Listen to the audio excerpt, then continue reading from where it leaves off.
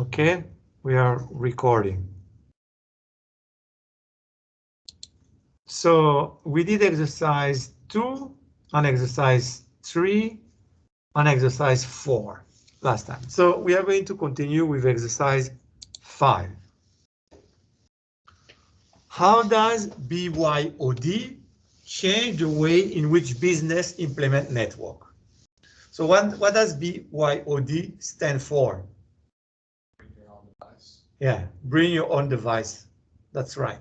So, of course, things have changed. In the past, we didn't have mobile devices. We didn't have cell phone. So you will go to your company and your company will provide you the computer where you will work. But at one point, we started to have laptop, cell phone, and tablet. So people wanted to bring their own devices at their work. So at the beginning, the company will be against that. They will say, no, don't bring your own devices. Just work on the computer that I provide you to work.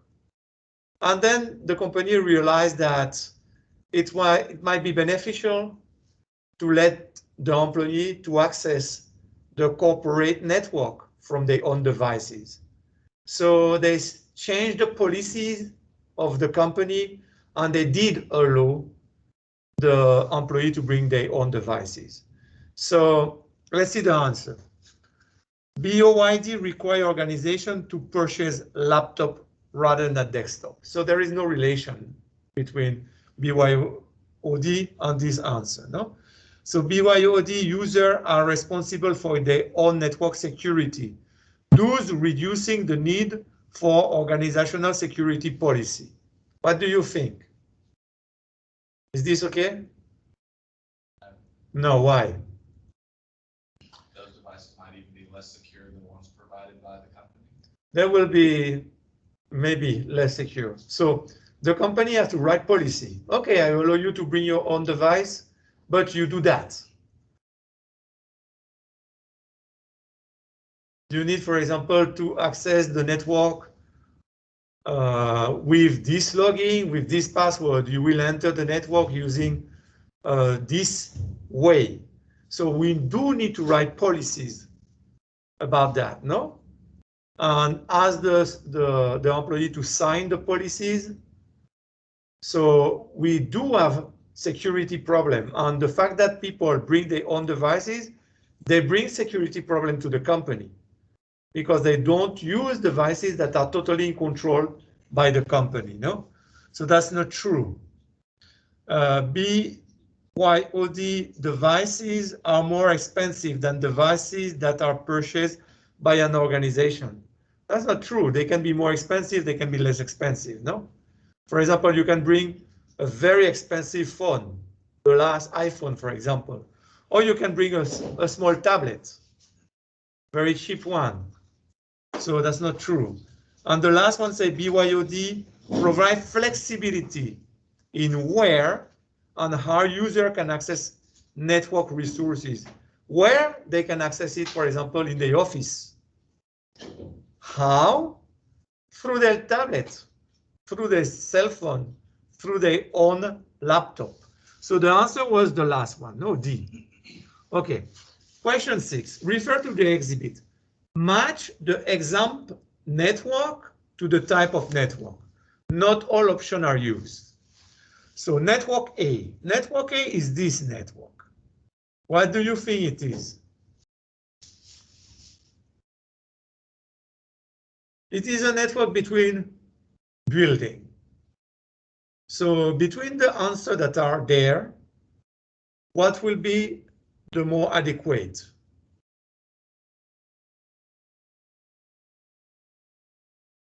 So those buildings are in the same city. So this will be a metropolitan area network. Another possibility that is not there, it could be a CAM. What is a CAM? We didn't see that last time. CAM is campus area network. For example, the whole university is a CAM. So it's interconnect different buildings that are within a small distance. So it's called CAM, campus area network or corporate area network. If a company have several buildings in the same area, this will be a CAM, also a corporate area network. So this is a MAN, a metropolitan area network. As you can see, the company has several buildings inside the same city, and they are connected through a network, which is a MAN. Okay, in B, what do we have in B? So as you can see, it's a network that spans inside one building, or maybe inside one floor of a building. So it will be what? It will be a LAN, no? A local area network. Remember that a LAN will span a full building, or maybe one floor of a building, or maybe one room of the building. This will be a LAN. The geographical region that is covered by a LAN is a small region. What will be C? So we are inside a building and we are using wireless technology. It will be a WLAN, a wireless LAN, a wireless local area network, which means that it's a network with a range that is small, a superficie or an area that is small. And we use wireless technology to interconnect the devices. And D, what will be D? D is this network, no? So as you can see, it's connect network that are remote. So this will be what? A wide area network. Okay? This part can be in a city, this part in another city, this part in another city. So this, the connection between remote network is done through a wide area network.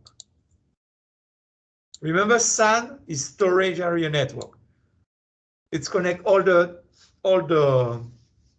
storage devices inside a data center. Question 7. Which 3 devices are considered end devices in a network? Choose 3 options. So what is an end device?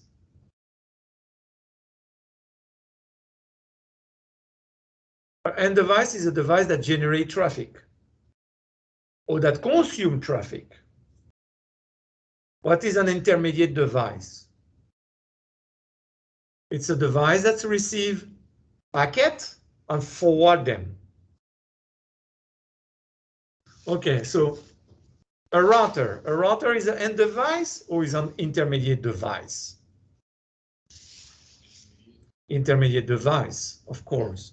What about a switch? A switch is also an intermediate device, no? It has several ports, so it receives frame on one port and take a decision. We will see that a switch can do filtering, commutation, or flooding, but it's an intermediate device. What about a VoIP phone, a voice over IP phone? It will be what? It will be an end device, no? Because when you speak, you generate traffic. And when you listen to other people that talk to you, you are the end point of the traffic. You consume traffic.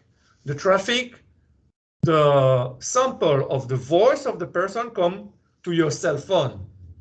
Your cell phone reproduce a sound that you will understand, which is the voice of the person based on the sample, and then discard all this information when it's reproduced in your speaker, no?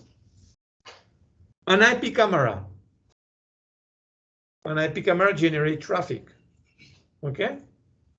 You take a video, and this video is generated by the IP camera and sent, for example, to a server that will store the video or process the video before storing it, no? So an IP camera is an end device. What about an access point? You have access point at your home. Does the access point generate traffic? No. The access point is an intermediate device. Your laptop at your home or your cell phone generate traffic. It goes through the access point to reach the internet. And when you download information from the internet, it passes through your access point and arrives to your laptop or to your cell phone. So an access point is an intermediate device. What is a telepresence endpoint? It's a telewalker. It's a walker that walks from home. So in the past, that was not very common. With the coronavirus now, we have a lot of people that work from home. Okay, so of course, somebody that works from home generate traffic toward the company and receive traffic from the company. So it's an endpoint. Okay, question 8. An employee wants to access the network of the organization remotely in a safer possible way. What network feature will allow an employee to gain secure remote access to a remote network? So what is ACL? It's an acronym for Access Control List. Where do we define ACL? In a firewall. In a firewall, we say we allow HTTP traffic. We block telnet traffic. Those rules are called ACL, Access Control List. What is an IPS? Intrusion Prevention System. So let me put another term here. IPS, IDS. What is the difference between an IPS and an IDS? So IDS is Intrusion Detection System. So it's a system when there is an attack in your network, it will detect the attack and it will inform you that there were an attack. It will try to block the attack.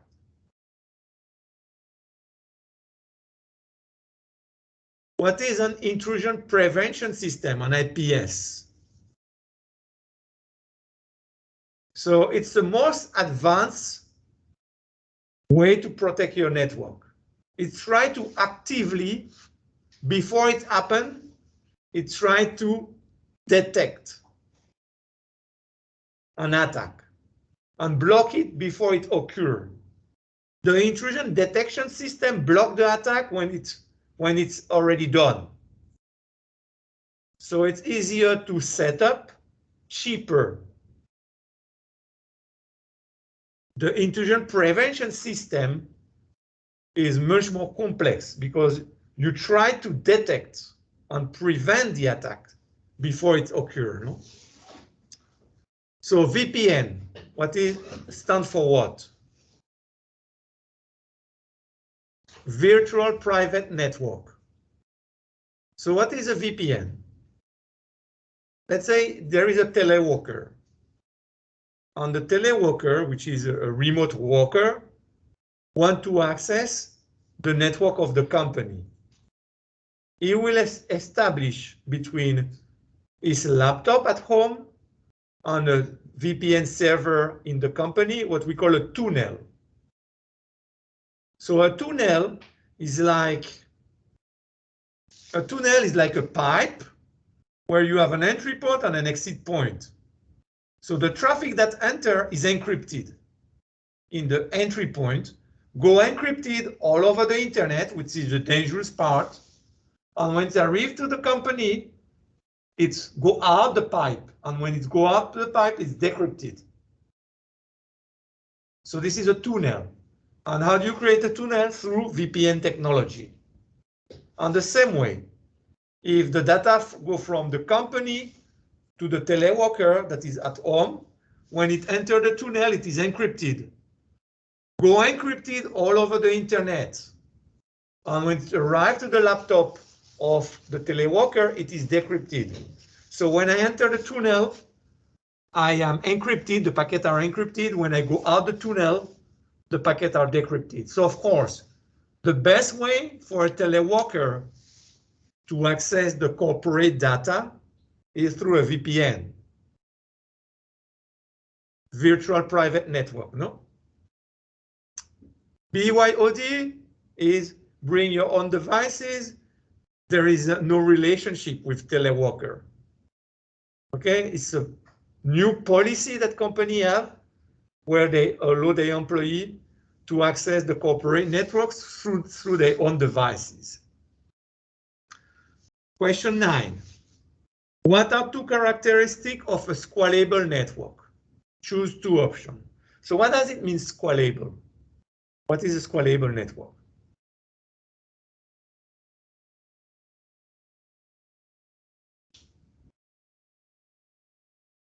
It's yeah, it's allow you to grow without impacting too much the actual services or the actual user. Of course, if you grow, there is an impact. But if this impact is small, we say that the network is scalable. Now, if this impact is you feel it, you notice it right away when you grow, we say that the network is not scalable. So let's see the possible answer. Easily overloaded with increasing traffic. That will be the opposite definition, no? If you put more traffic, and because you put a little more traffic, you overload the network, this is not a scalable network. Grow in size without impacting existing user. So this is what we want. We want to grow more traffic, more services, more user. The impact is small. Okay, C is not as reliable as a small network. Okay, scalability doesn't have relationship with reliability, no? This is two different terminology, no?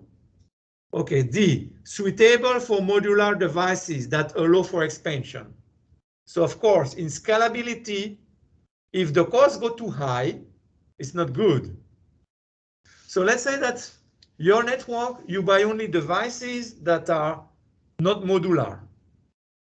As soon as you want to expand your network, you will have to change the devices if they are not modular. If you buy devices that are modular, you have slots inside your devices and you can add functionality to your devices. So if you have devices that are modular, your costs will be much lower than if you have devices that are not modular. So of course, if you want a scalable network, you need to base your network on modular devices, no? Offer limited number of applications. So that will be more the opposite, no? If you are scalable, you should be able to add more applications and the impact is small. Question 10. What is an ISP? ISP stands for what?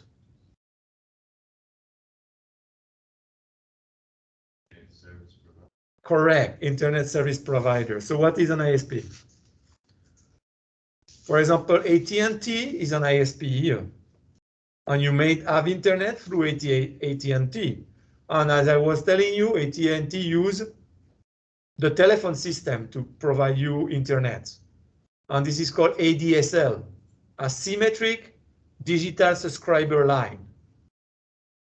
Spotlight is another provider.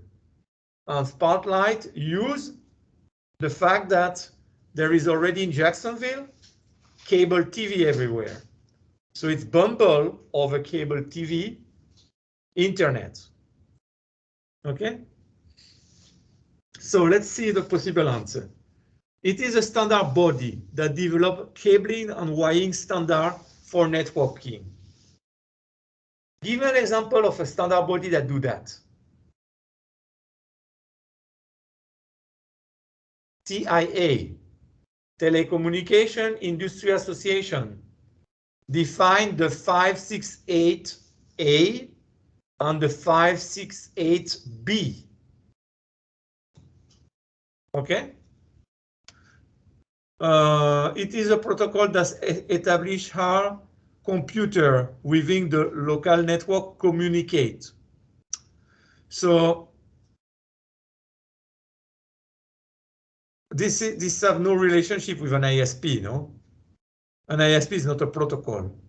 It is an organization that enables individuals and businesses to connect to the internet. So that's the correct solution, that's the correct answer, sorry. It is a network device that combines the functionality of several different networking devices in one. Give me an example of a device that do that. You have one at your home. Your wireless router. What is a wireless router? It's combined the functionality of access point, router, DHCP server, NAT server. So it combines the functionality of several other devices in one device. So wireless access point will be that. Question 11. A college is building a new dorm in its campus. Workers are digging in the ground to install a new water pipe for the dorm. A worker accidentally damaged the fiber optic cable that connects two of the existing dorms to the campus data center. Although the cable have been cut, students in the dorm only experience a very short interruption in network services. What characteristic of the network is shown here? So what is quality of service? What is QoS? QoS is when you discriminate the packets. So you mark the packets as important, less important, not important, for example. So if there is congestion in the network and a device gets saturated and have to drop some packets, it will drop them according to their importance. So it will start dropping, for example, the ones that are not important for the company. So QoS is that, is making distinction between the traffic. So depending on your business, you will define what is important for you. For example, for JSU, something that might be important is the access to, let's say, the registrar office, the access to Canvas. But the access to Amazon is not that important. So I can, for example, put some policies. I want my student to access Canvas without problem. But all the other sites, if there is congestion, I don't worry. Okay, so you do quality of service. Scalability, we already talked about scalability. Scalability is when you can grow your network, you can grow the number of services, the traffic, the number of users, without affecting too much the system, no? Security. This is not a feature of security. How can we reach security? What are methods to reach a better security? We use encryption is a method, no? To get a better security. Authentication. When a user wants to use a service, we check who is the user and we verify if this user have authorization to use this service. So that will be security. It have nothing to do with the fact that they cut a fiber optic cable and the access to the network was interrupted just a few seconds. Nothing to do with that. What is fault tolerance? This is exactly that, no?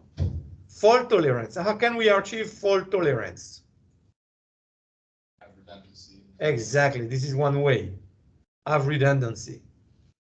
So that, let's say that in a server, you have two power supply.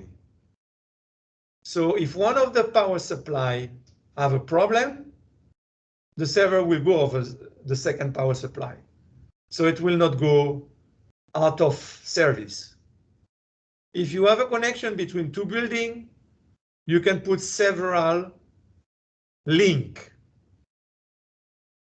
So if one of the link is cut, you have alternative path. So this is called redundancy, no? For example, if you have a hard disk, if you need to store data, you can use a RAID, R-A-I-D.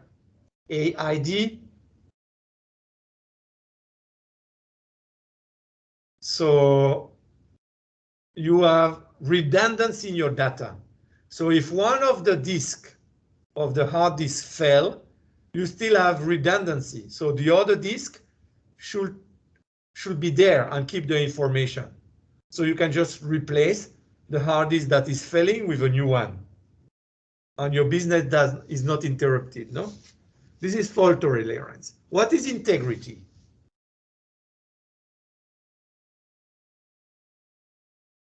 Integrity of data is to be sure that the data is not changed. So when you have data in motion, data that travel in the internet, you want to be sure that what the sender sends is what the receiver is going to receive. So we need to check the integrity of the data when they arrive to be sure that they were not modified by a hacker or modified by noise. Okay? We can have hacker modifying the data, or we can have noise modifying the data. What is privacy? Privacy is a way to say that if two entities are in communication, A and B, others should not be able to understand the communication. So when you connect to your bank, just your computer and your bank should be aware of the communication, even if it goes through the internet, which is very unsafe. So we use cryptography to encrypt the communication. We use authentication to be sure that I'm connecting to the bank. And the bank needs to be sure that you are one of the clients. So the way that the bank checks that you are one of the clients, the bank will ask you some information that you know. For example, your login and your password. This will be one-way authentication. Today, Medibank forces you to have two-way authentication. So it will ask you your login, your password, and will send you a text message, for example, to your cell phone with a code. And you have to put this code in the system to have access. So you show that you also have the telephone that you have registered in your bank account. Okay, let's see the next one. In which scenario will we use a wireless internet service provider? So in an internet cafe in a city. So if you are in a city is something that is developed. So we have many ISP. And the best way to connect you in a city is through cable. So you might use, for example, cable TV to connect you. You might use fiber optic. You might use Metro Ethernet. But you will not use wireless technology normally. Okay, because the bandwidth of wireless technology is much lower than what we can achieve with wired technology. So a farm in a rural area without wired broadband access. So that will be, of course, the reason, no? You go with a wireless internet service provider because you are very remote. Any home with multiple wireless devices? No, there is no correlation between the question and this answer. No, an apartment in a building with cable access to the internet. So if you have cable access, you better keep cable access. Cable access will give you a lot of quality. Wireless communication suffer a lot of interference. Okay, and the bandwidth is much, much lower. Okay, fill the blank. The something project started the development of inter-network connection using TCP/IP that has evolved to the internet today. So what was the initial name? Yeah, ARPANET. So this project, when it was in the Department of Defense, was called ARPANET. So it went, at one point, as I told you, the military released this technology and they changed the name at one point. They call it internet, no? Something network is able to expand to accept new devices and applications without affecting performance. It will be what? Yeah, a scalable network. Okay, you can increase the traffic, you can increase the number of applications, you can increase the number of users without affecting too much the performance. No, of course it will affect the performance, but not in a very sensible way. No.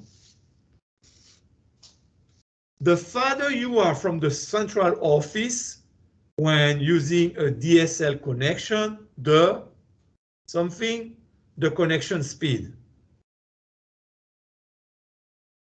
So when you call AT&T, they ask you your address because based on your address, they can tell you what bandwidth they can offer you. So the closer you are from they have a small cabinet around the city where all the telephone lines arrive. So the closer you are from a cabinet, the better bandwidth, the higher bandwidth you are going to have. So it's why they ask you your address. They already know, oh, if you live in this building or you live in this house, you are that distance to the first central of AT&T, so they will offer you this bandwidth. So of course, the farther you are from the central office, the worse or the lower will be your connection speed. The closer you are, the best is going to be your connection with ADSL, no? Asymmetric digital subscriber line. Remember that ADSL go over the existing telephone system, the plain old telephone system that is disappearing, no? Still AT&T and other telephone company offer traditional telephone services, but everything is moving toward VoIP, no? Voice over IP, no? So an something is a private connection of LAN and WAN that belong to an organization and is designated to be accessible only by the member and employee of the organization and others with authorization. What will be that?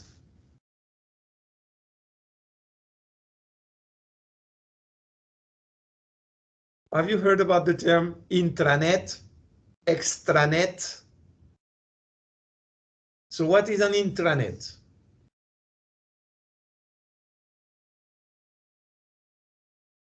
The intranet is a network of an organization, and it is limited to the employee of the organization.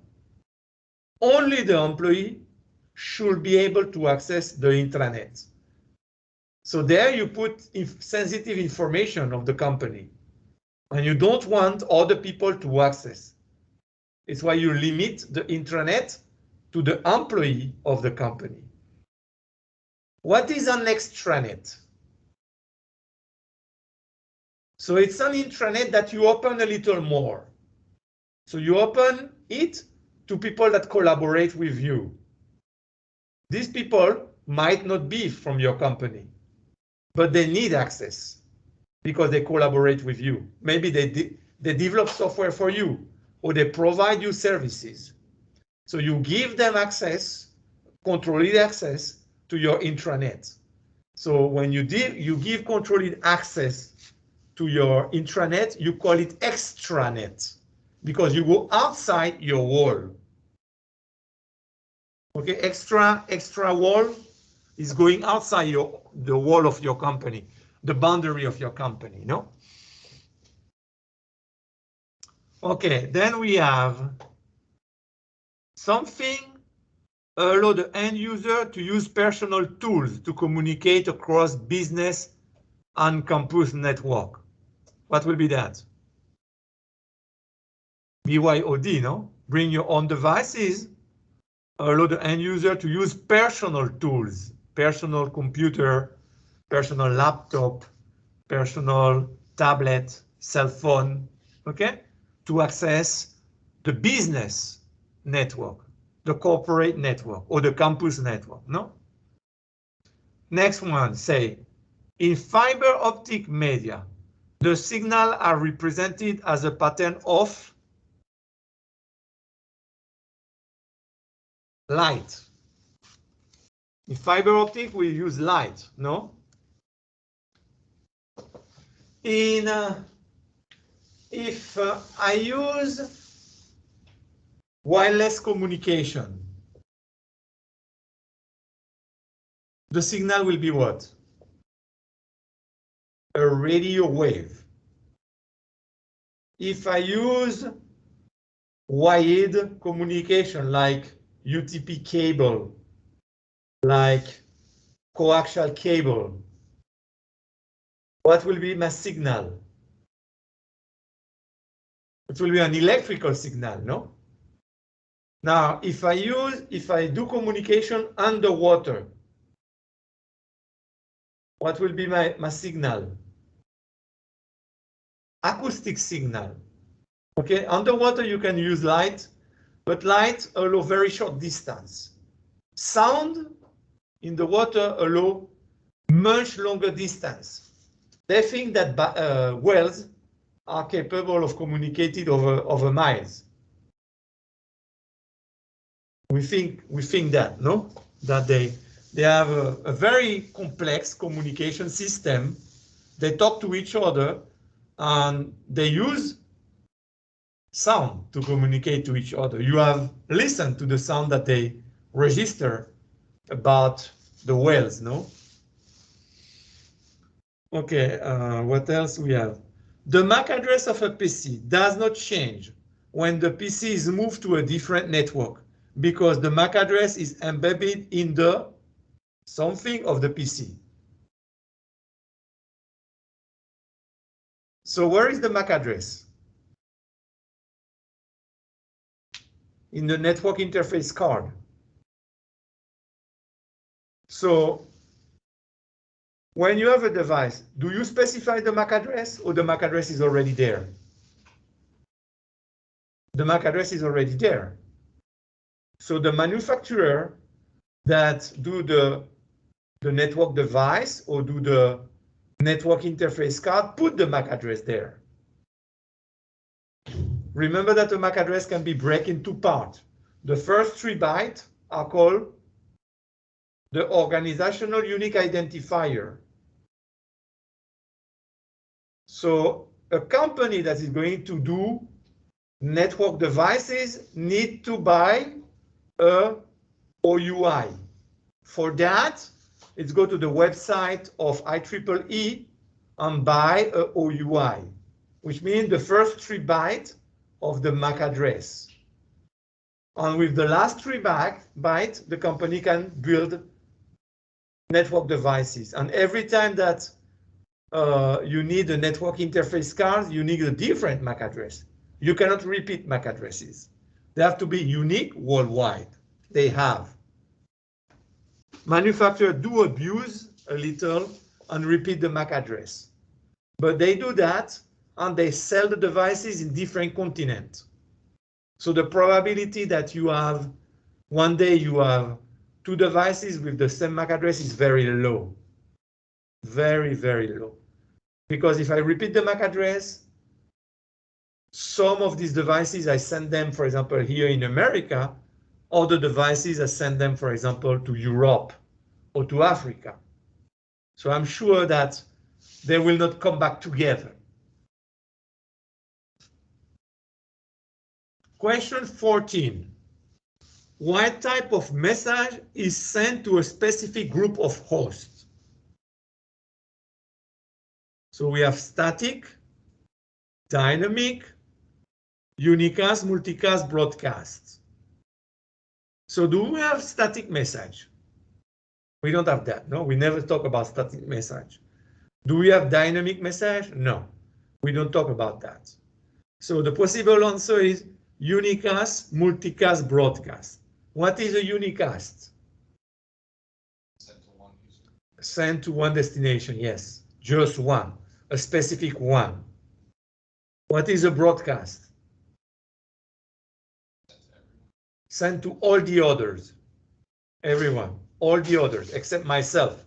If I emit the broadcast, I don't receive it, but I sent it to all the others. What is a multicast? Sent to a specific group. So the group will be created in a dynamic way. So the devices that are interested have to show interest. They need to subscribe to the group. So when we send a packet to the group, all the devices that subscribe to the group will receive a copy. So there is a membership. I can enter and leave the group as I want, no? Question 15. Which layer of the OSI model defines services to segment and reassemble data for individual communication between end devices? So what does OSI mean? It stands for what? Open System Interconnection. And the OSI model was defined by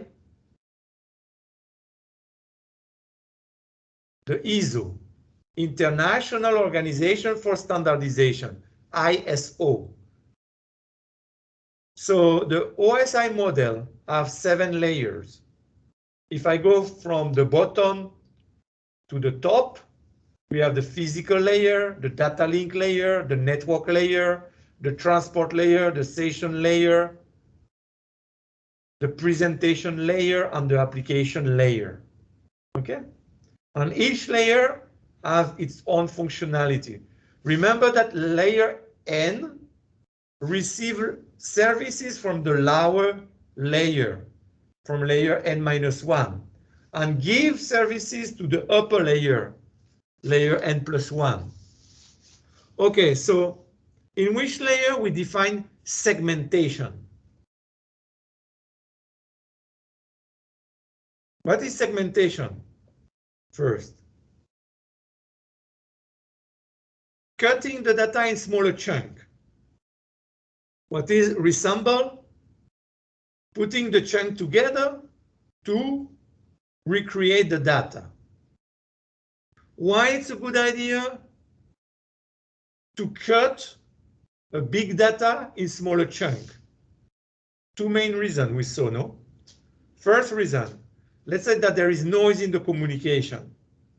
If you transmit something that is small and there is a problem in the communication, when you retransmit, you just have to retransmit something that is small. So it's better to send something that is small for this reason. Another reason is that you want to avoid starvation. What is starvation? A network device starts using the medium and use it for a long time. Since the medium is shared and only one device can use the medium at the time, if we allow that, all the other devices will have to wait the end of the communication. So we avoid starvation Starvation is the fact that I need to transmit something, but I cannot transmit it for a long time because the medium is busy. The medium is used by another station. Okay, so we segment. So here they say application layer. Can you tell me something what we define in the application layer? Application protocols such as what? Protocol that allow us to transfer file. Example of application protocol that transfer file are FTP, file transfer protocol, TFTP, trivial file transfer protocol. We have protocol also for managing email services like SMTP, simple mail transfer protocol, like POP3, Post Office Protocol 3, like IMAP. We have also protocol to do remote sessions, like what? Like Telnet. Don't use Telnet. Remember, Telnet is insecure today. Like Secure Shell. Of course, use Secure Shell, no? So in the application layer, I do not do that. I do not cut the data in smaller chunks. Presentation layer. What is related? What is the function of the presentation layer? To agree how we are going to represent an integer between all the devices that are part of the communication. So for example, we can decide, okay, an integer will be 4 bytes long. Or okay, an integer will be 8 bytes long. If we use little endian or if you use big endian when we represent an integer. Now, if we are going to transfer image, we will negotiate, for example, how we are going to represent the image. JPEG, PNG, GIF. So this is part of the presentation layer. Also in the presentation layer, for example, if we are going to send text, we negotiate how we are going to encode the text. ASCII, EBCDIC, Unicode. Also in the presentation layer, we can negotiate compression. Before I send the data, I can compress the data. So I need less bandwidth to send the data. So there are several algorithms for compression. So of course, we need to agree between all the devices that are going to participate in the communication if we are going to use compression or not.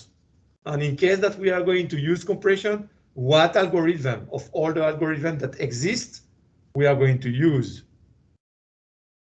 If we are going to use or not encryption. And if we use encryption, which algorithm we are going to use. So all this is part of the presentation layer. Session layer. What is the role of the session layer? To start a session, to stop a session, to maintain a session, to do checkpoint in a session. So if the session fell at one point, because there is an interruption in the transmission, when the transmission is reestablished, we don't have to start the session over. We can just continue the session in the last checkpoint. In the session layer, we also negotiate, for example, if the communication is going to be simplex or half duplex or full duplex. Okay, all these are things that are in the session layer. Transport layer. What do we do in the transport layer? We do that. We cut the data in smaller chunks called segment. And when we cut the data in smaller chunks, we say that we are segmenting the data. Segmentation is cutting in smaller chunks. What else we do in the transport layer? We negotiate if the communication is going to be connection-oriented or connection-less. In the transport layer also, we have mechanism to control the flow. So as I was telling you last time, a slow network device can be overwhelmed with data from a fast network device. So the slow network device need to have a way to tell the fast network device, don't send any more data. Give me some time to process what you already sent me. So this is flow control. This is in the transport layer. In the transport layer, we have also addresses. Those addresses are called ports, and they identify a service inside the network, inside the device, no? So all this functionality is part of the transport layer. Tell me something that is part of the network layer. In the network layer, we take care of routing the packet to the destination, basing on routing table. What else we do? We can also cut, like we can do in the transport layer. When we cut in layer 3, which is the network layer, what is the terminology that we use? Fragmentation. So fragmentation is cutting in the network layer, which is layer 3. Segmentation is cutting in the transport layer, which is layer 4. So remember, fragmentation is part of layer 4. Fragmentation is part of layer 3. Segmentation is part of layer 4. Okay, in the network layer, we also have addresses. They are called logical addresses or hierarchical addresses or IP addresses. Okay? Question 16. If the default gateway is configured incorrectly on a host, what is the impact on communication? So let's see. The host is unable to communicate on the local network. So you have a computer. In this computer, you put the IP address of the computer, the net mask, and the default gateway. What is the objective of the default gateway? When is the computer is going to use the default gateway?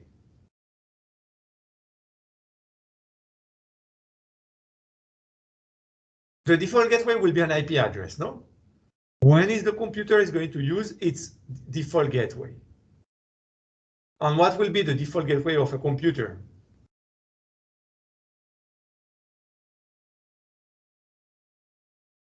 We have seen that many times.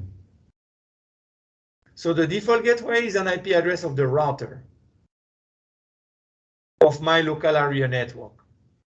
So when I'm going to use the default gateway, when I need to send traffic outside my local area network. Because if I send the traffic within my local area network, I don't use the default gateway. I don't use the router. Okay, if I'm going to communicate with another devices in my own LAN, I don't need to talk with the router. Now, if I need to send data to a remote network, I do need to send it to the default gateway. So of course, if the default gateway is misconfigured, the problem will be the connection with remote devices. But I will have no problem with local devices, because to communicate with local devices, I don't use the default gateway. I don't use the router. So the answer is, let's see, B said, the host can communicate with other hosts in the local network, but is unable to communicate with hosts on remote network. The answer is B. Okay?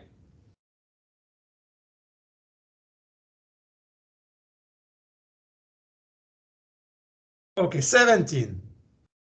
What is the purpose of protocol and data communication?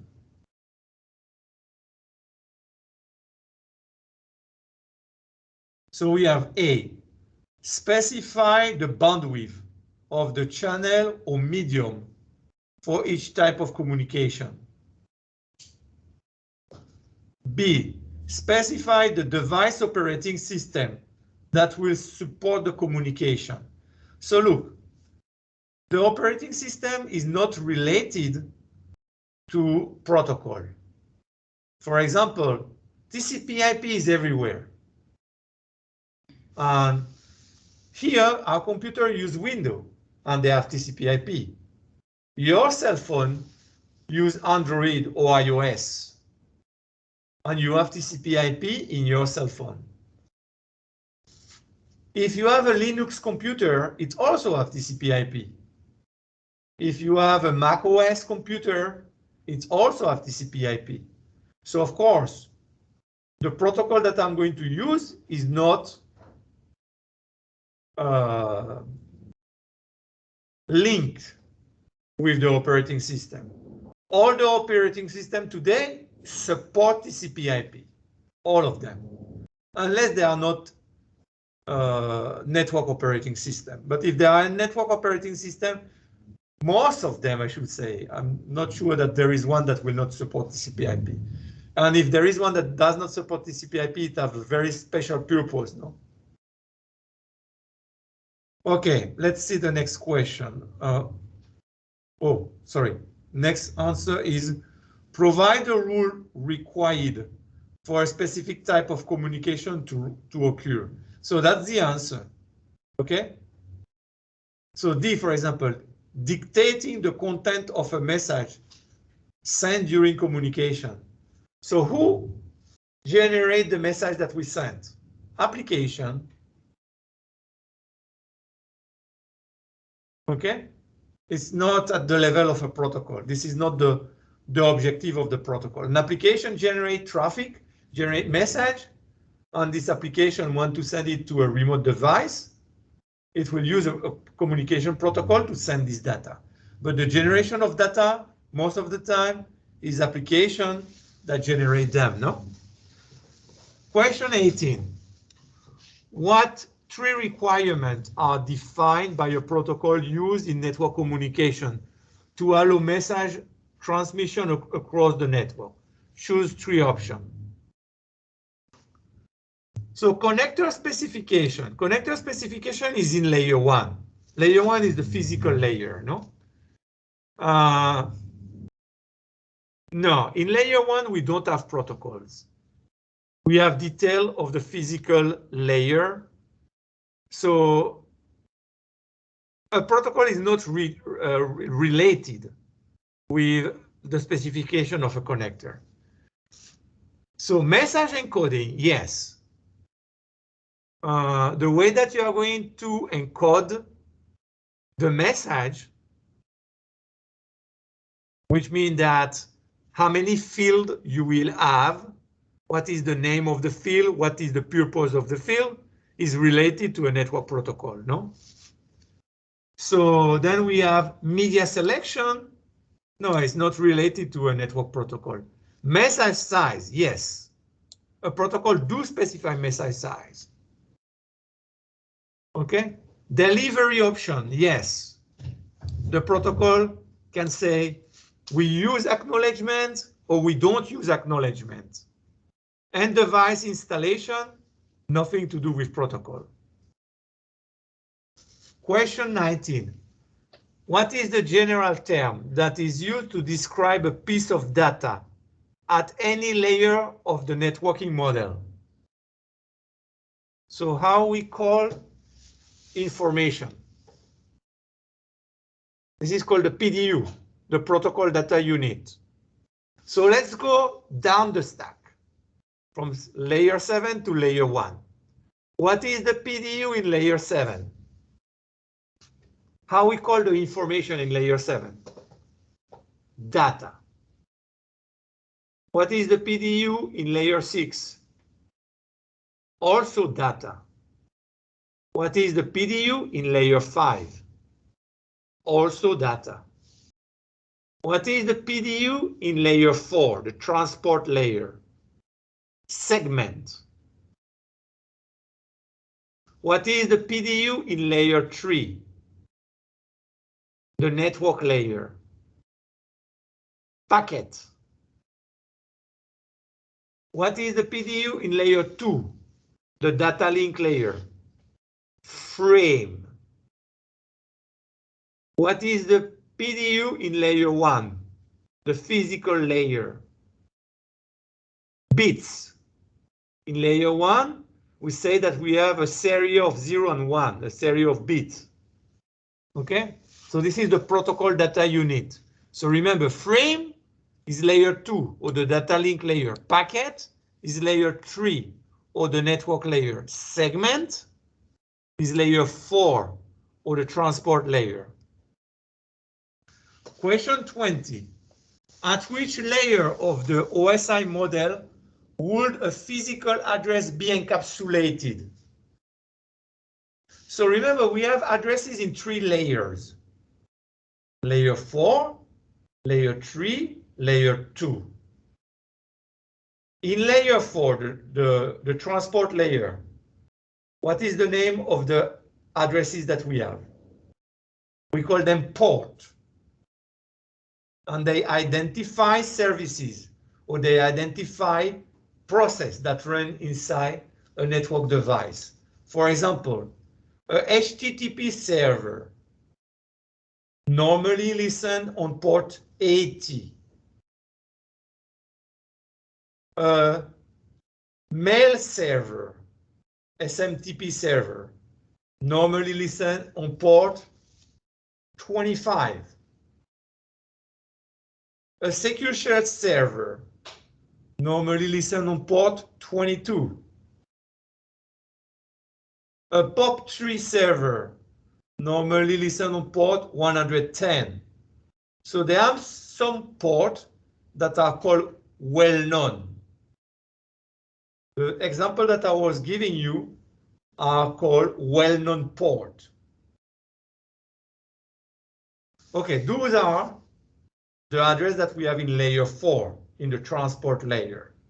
Then in layer 3, in the network layer, we also have addresses. They are called network addresses, or logical addresses, or hierarchical addresses, or IP addresses.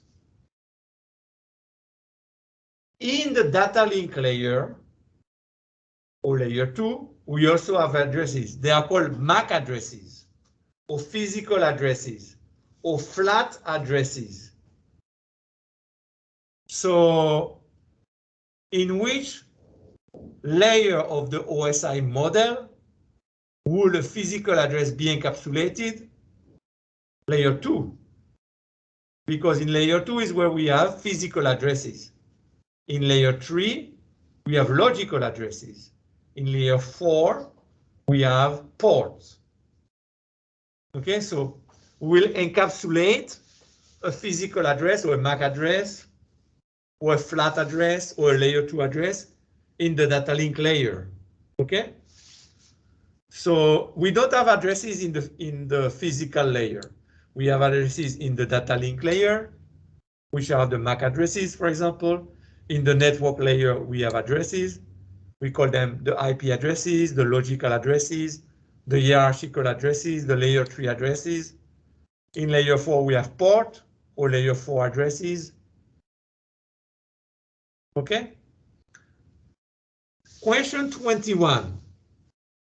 What layer of the TCP/IP protocol model determines the best path through the network?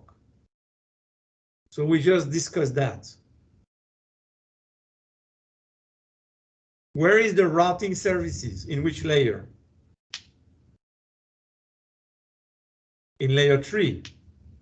In layer 3, which is the network layer in the OSI model, is where we take decision about routing. And these decisions are based on the destination IP address. Question 22. Which three acronym represent standard organization? Choose three. So what is IANA? Internet address number. Let me no, I don't remember the acronym. Let me check. Internet address number as assignation. IANA acronym is Internet Assigned Number Authority. So the IANA is an international organization, no? What is TCP/IP? It's a protocol suite. TCP is a protocol, which is a layer 4 protocol. IP is a protocol, which is a layer 3 protocol. This is the suite of protocol that the Department of Defense developed around 1970, and we still use it. What is IEEE? The Institute of Electrical and Electronic Engineer. They do define standard. So this is a organization that defines standard. So give me some of the standard developed by the IEEE. They are very famous. For example, the 802.2, which is what?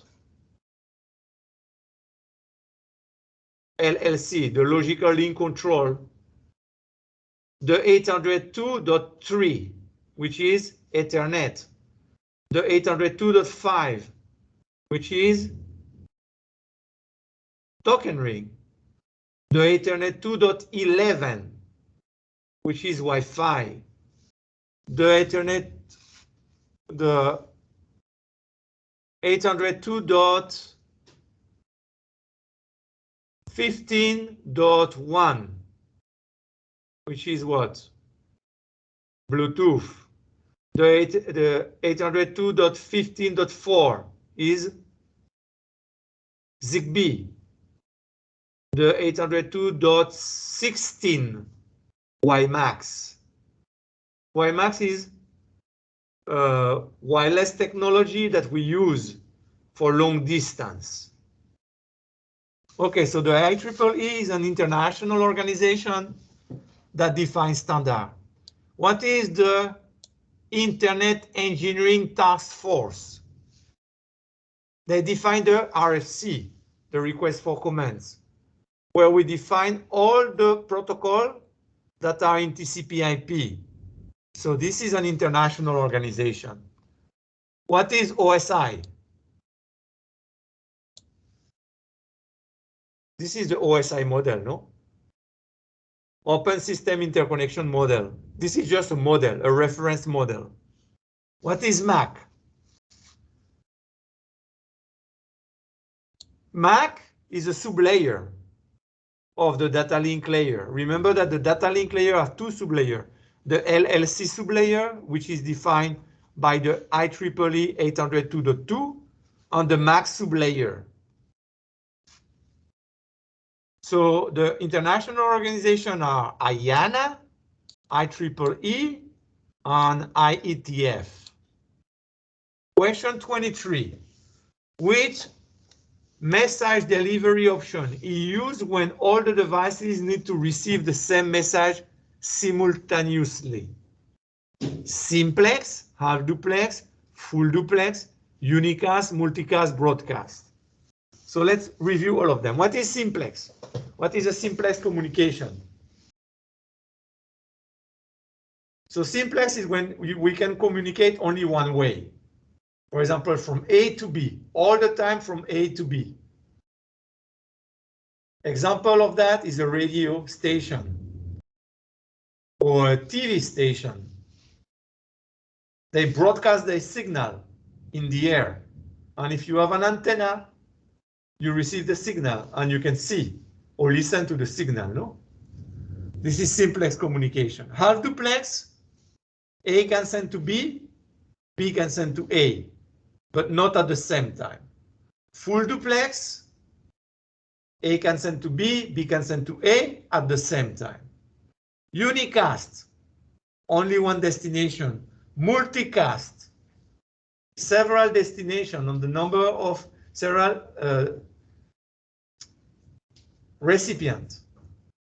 The recipient have to join the multicast group if they want to receive the communication. And broadcast is the answer, no? If I want to send to all the other devices simultaneously, I use a broadcast. Question 24. Why are open standards important in the data communication industry? Why do you think we need organization that define standard? So let's see. They are required for devices to gain access to the internet. Nothing to, no relationship, no? They eliminate the threat of security breach. So you have, none of the system worldwide is 100% safe. Some systems are a little more secure than other systems, but all systems have vulnerabilities, unfortunately. So you can mitigate your threat. You cannot totally eliminate your threat. You can make a system more difficult to be hacked. This is the objective of security. You make your system stronger, harder to attack. Okay? So it's not related with standard, open standard, no? They enable interoperability between software and hardware of different vendors. So this is the answer. I need standard, so a Dell device, a Dell network device can talk with an IBM network device or a Cisco network device because we have standard. If we don't make standard, it will be impossible. So Dell will have its own development, IBM will have its own development, and what Dell develop cannot be integrated in the same network as the devices of IBM. So of course it was at the beginning of the network, it was like that. So you start with one manufacturer and you still to keep buying to the same manufacturer. So it's what we want to avoid. We want to give the people a better service, allowing them to buy to the manufacturer that they want because it's cheaper, because I think the their devices is better quality, because they have a better support service.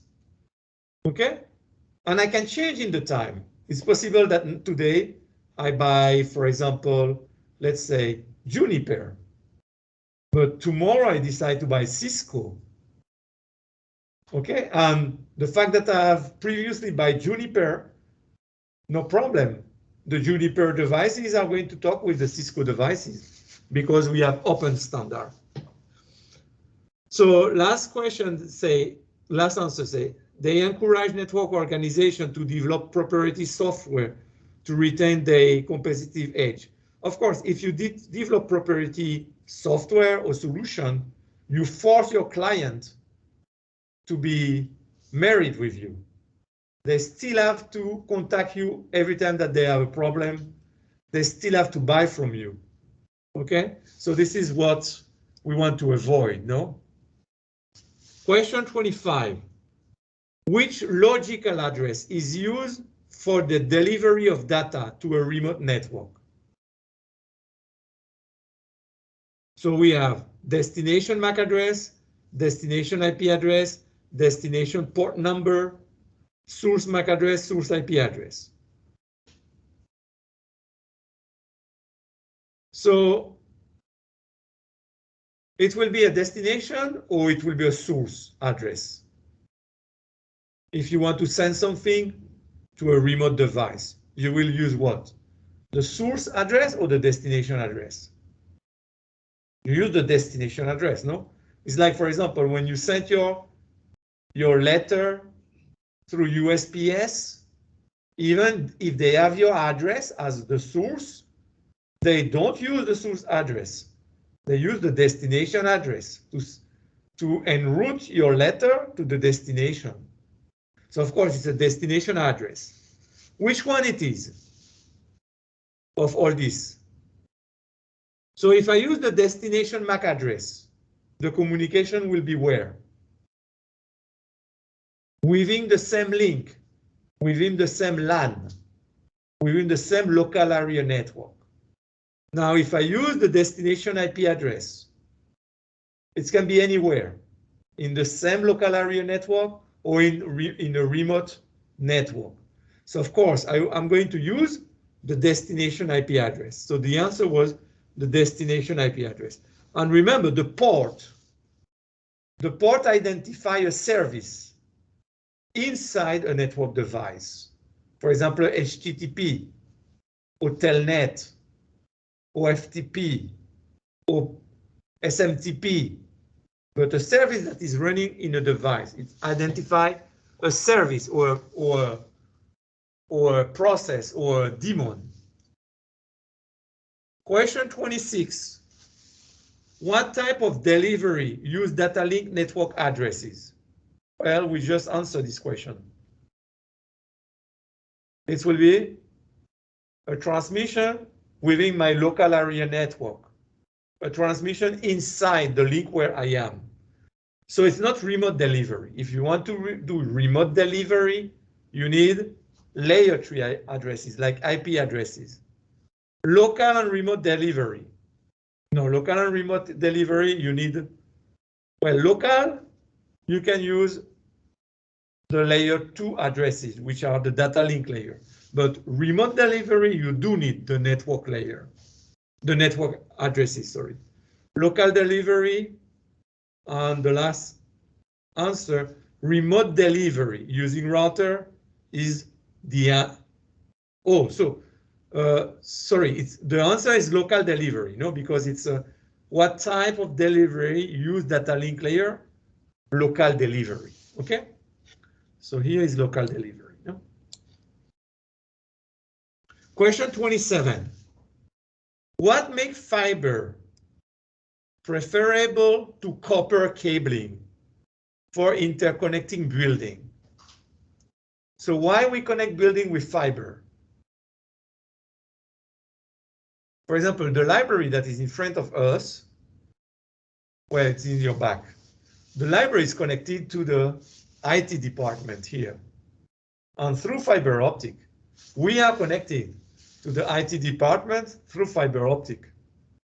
So at one point they dig canal and put the fiber optic. And if you do a new building, you need to connect the new building to IT, to information technology, because from IT we go to the internet. So why we use fiber optic and we don't use copper technology? So choose 3 options. So greatest distance, this is true.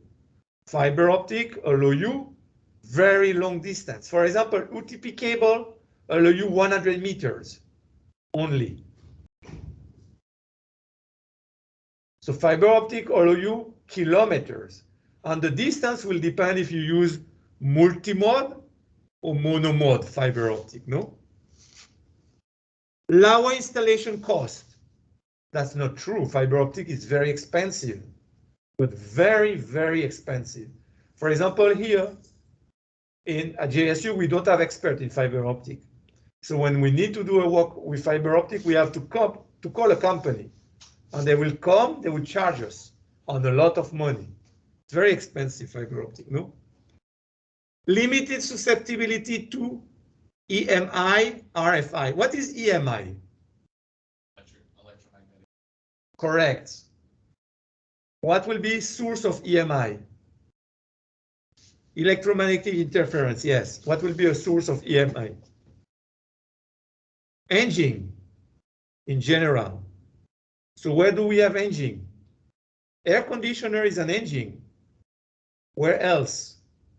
If you are in a factory and you have big machine with big motors, they will generate electromagnetic interference. So don't pass close to this big machine with big motors. Don't pass cable, UTP cable, because they are susceptible to electromagnetic interference. Now, fiber optic, it's light, so it doesn't affect fiber optic, the electromagnetic interference. What is RFI? Radio frequency interference. Correct, radio frequency interference. Give me a source of radio frequency interference, or some sources. Your cell phone, your access point, the antenna that we have here in the hill. If you look in the back, we have some antenna do generate electromagnetic interference. Your microwave. If you have a cordless phone at home, the one that you put in the base, the base is the charger, is also work with a radio wave. Every time that you have a radio wave, you have radio frequency interference. Okay? So fiber optic is totally immune to electromagnetic interference and radio frequency interference. Durable connection. Okay, durable connection is not, okay, it's not one of the answers. Greater bandwidth, of course. With fiber optic, we have much higher bandwidth than copper technology, you know? By the way, you know that the continents are connected together through fiber optic, submarine cables. So they run for thousands of kilometers. For example, we have submarine cable from the USA to England, from the USA to most of the part of the world.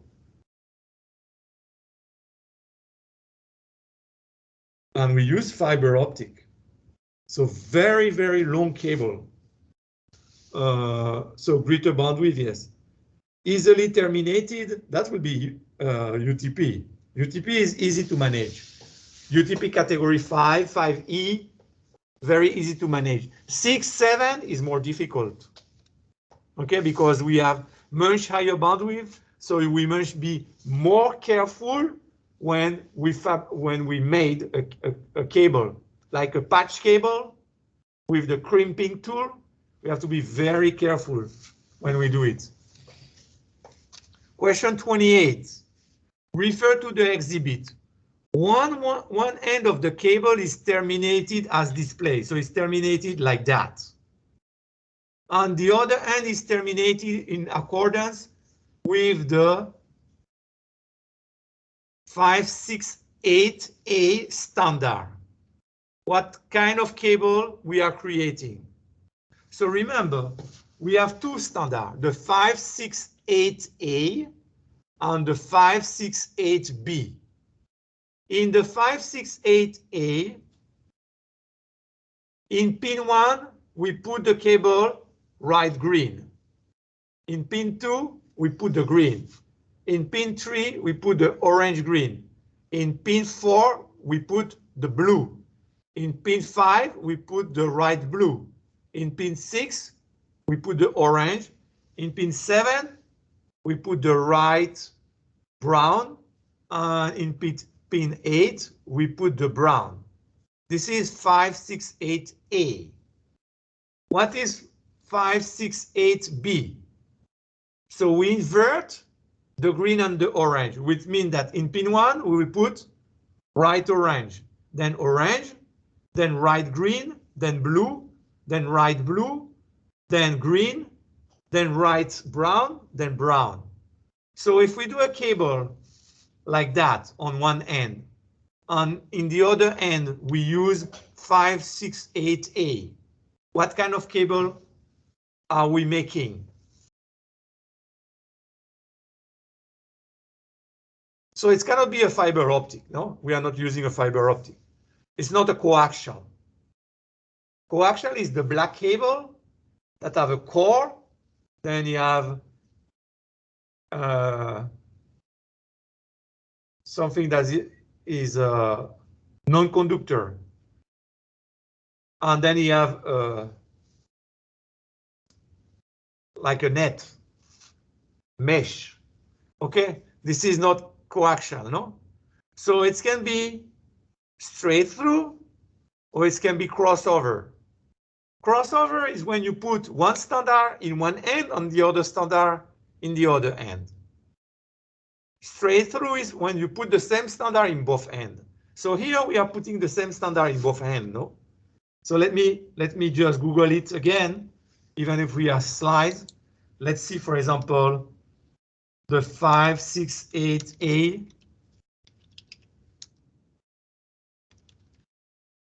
Let me put TIA, Telecommunication Industry Alliance. So look, here we have, let's see, we have both the A and the B.